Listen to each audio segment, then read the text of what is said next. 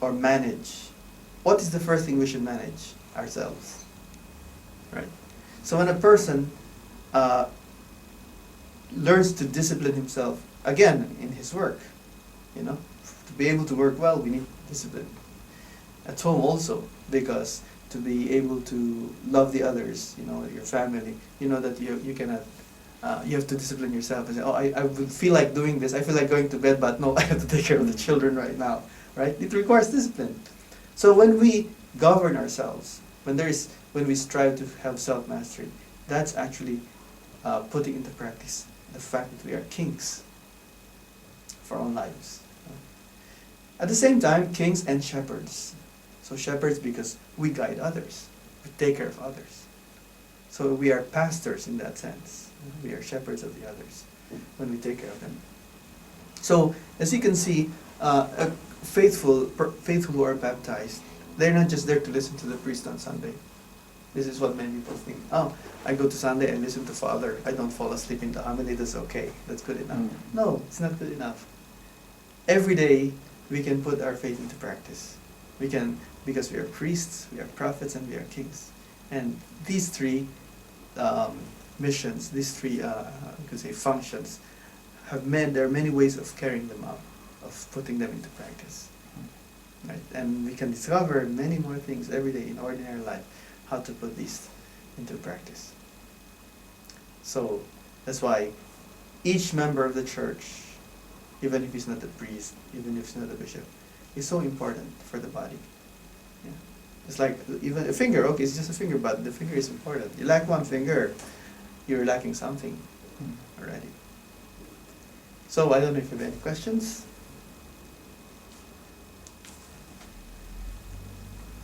Warren knows the... For the lay, for the lay, because I notice in some masses, I see the lay people also give communion. For example, yes. in my country, we don't do this. Really? So for here, it's kind of surprised that I see lay people giving out communion. So, very good question. They are called extraordinary ministers. And actually, I understand why. Why? Because when there is a shortage of priests, then the church allows that some people are trained to give communion.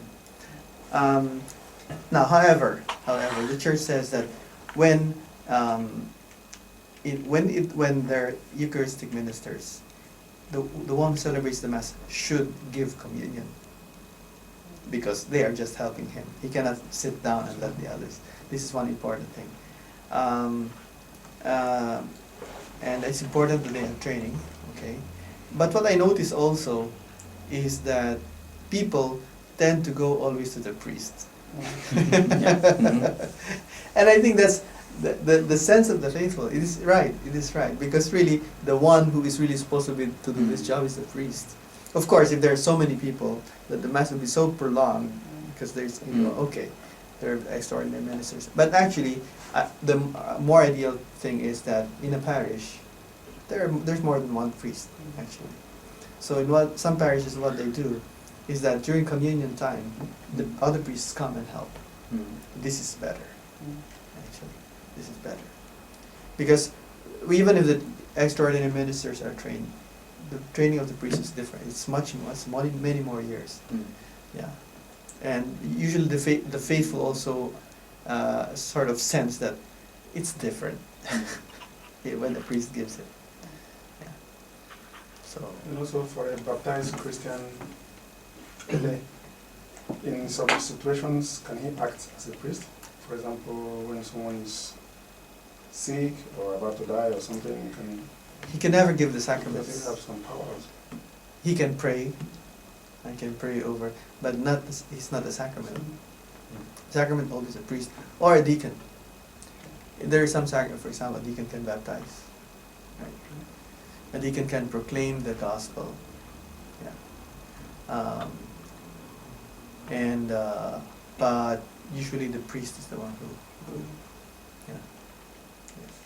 How about the sisters during the communion also? And they're also extraordinary ministers. Extraordinary Yes. ministers. They're not ordinary ministers. The ordinary minister is the priest. Yeah. Anyway, the Christians are also consecrated, so. Yeah, but they are not consecrated to do the sacraments. Yeah.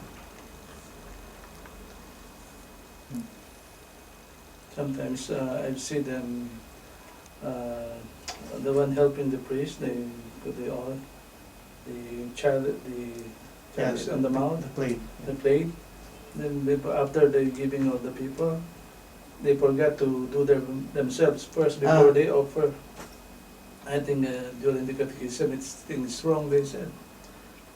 They should, the one who work with the priest should ask for receive the communion first before giving to others. It depends on him. It depends on him. Yeah, and also sometimes the priest forgets. Yes, yes. But what's important is that communion is always received. So even the extraordinary ministers, they cannot take themselves. They have to receive. Yeah. Receive the sacraments. Because giving the sacrament is the role of the priest. And when the host fell down on the floor, can the ordinary minister take it and Take it and eat yes, it, or yes. give to the priest? He can take it himself. It's a good question, actually. It's a good question, but this is extraordinary, you see. It's extraordinary. And also the floor has to be wiped. Also Yeah. the floor. Yeah, because some particles may remain. Yeah. You know that in Rome, before, when Pope Benedict became Pope, he decided to bring back the custom of asking people to kneel during communion and receiving in the mouth. And he explained the reason. He said, in Rome, there are many tourists. So there are some tourists who attend the Mass, they're not even Catholics. And they think that the Eucharist is a souvenir. So they bring home.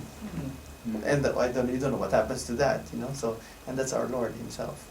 So he said, so that's why we ask them to kneel, because it's a sign that, hey, there's something special here for us that it's not for non-Catholics, for Catholics only.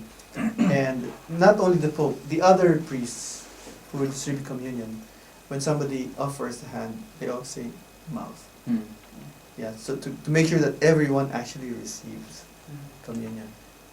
This is in Rome, and I think it's a very good step in that sense, because we have to make sure that they understand what they're receiving. How about getting the host and putting on the wine? Very good question. Actually, the faithful are not supposed to dip in the wine. Not supposed to. There's a very clear church document on that. The ideal thing is the priest dips and gives. That's how it should be done. Yeah. So, but the reason that for hundreds of years the church has given communion only with the host under one species is that the whole Christ is there. Jesus Christ, soul, body, blood, everything is there. That we don't need it.